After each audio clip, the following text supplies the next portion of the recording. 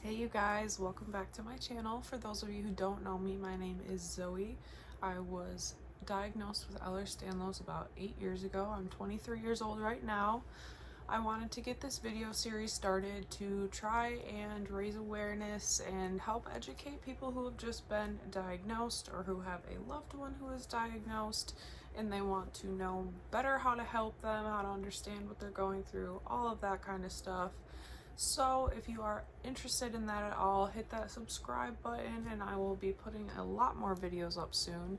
I am going to try to get a few of them done today so I can post a big group of them at first. So there are going to be a few things that I'm not going to get into the full explanations of today, and once I do have those videos done further through the series, I will link them into these videos. But for now, just be patient with me a little bit while I get things going. But my very first video I wanted to do is just kind of a small, what is Ehlers-Danlos syndrome?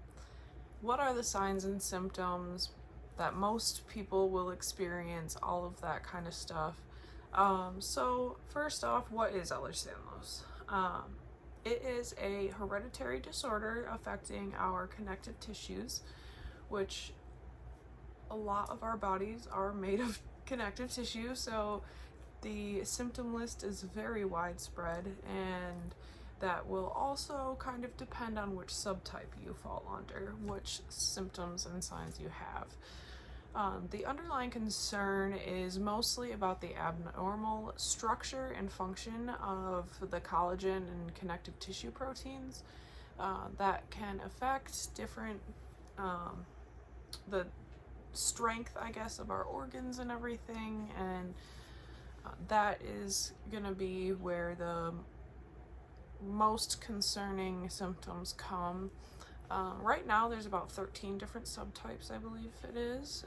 There's a very long list of comorbidities, which comorbidities are different conditions that oftentimes come with a condition or are caused by it. I will be doing a whole video on that one shortly, but a few of them are POTS, dysautonomia, MCAS, gastroparesis, IBS, migraines, anxiety, Chiari malformation, chronic fatigue, all that kind of fun stuff. So that again is going to vary person to person a lot. Also, those are a little hard to diagnose sometimes, a lot because we are very underrepresented in the medical community.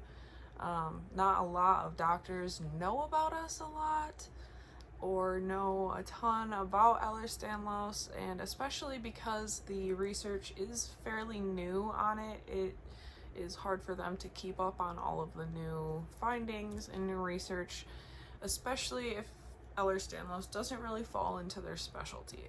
So something to help us with that, we have the Ehlers-Danlos Society website that has been an incredible tool to me so far in finding doctors and all of that, because again, it's very hard to find an Ehlers-Danlos doctor. So that website is the perfect place to find doctors that are recognized by the society and have done a lot of research, know what they're talking about, and really know how to handle us and take care of us properly.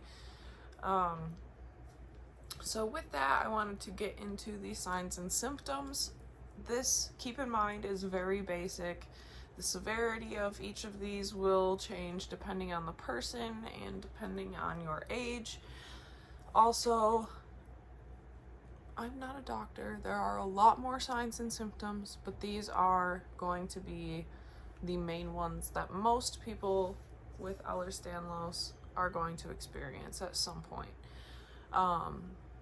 if not every day.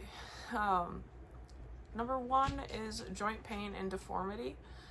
Number two is muscle and nerve pain. Number three, unstable joints. Number four, frequent dislocations and subluxations, which comes with those unstable joints, unfortunately. Also, once those sprains and injuries happen, it is a lot harder for our bodies to heal them. Muscle tension and weakness, and this does also involve your voice box and your larynx. So don't think that the weird small muscles in your body don't count. Your body is full of a million different muscles, and every single one of them has a different function, but is equally prone to your muscle tension and weakness. Hernias also, which kind of can be because of that. Pelvic floor weakness, and that is something that you can work on, especially with pelvic floor physical therapy stuff. But it can cause a lot more issues if you also have endometriosis. That will cause a lot more pain.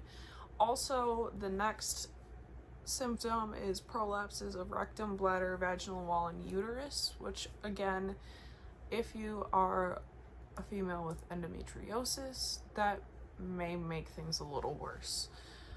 Neuropathy and different nerve disorders, from cord and nerve entrapment to sensory nerve damage. Velvety skin and hyperelastic skin, which that's something that they test for in the Baton scale. Usually I guess it's not technically part of the Baton scale, but it is usually something that they will look at. And that, along with the velvety skin, it will also be very fragile and bruise and tear very easily. Severe scarring plus poor and slow wound healing, which I had mentioned earlier, and then the development of pseudotumors. There are also some slightly less common symptoms that I still feel like are worth mentioning because they are common enough, and that would be scoliosis at birth, scleral fragility.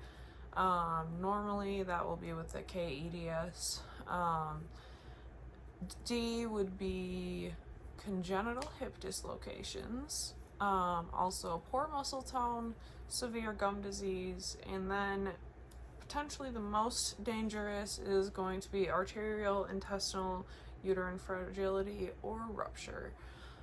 But that is normally something that is seen the most with the vascular type of Ehlers-Danlos. So it is not as much of a concern with other types. However, it is still definitely something to be aware of and keep your eye out for. I think that is all I have for you guys for this little video of what is Ehlers-Danlos. So if you have any other questions, either look for another video about it or ask me. Totally don't mind. Comment, message away. If you have anything in particular you would like me to cover, please let me know. And if you would like to learn more about Ehlers-Danlos syndrome or help spread awareness, hit that subscribe and the like button, and have a wonderful day, you guys. Thank you.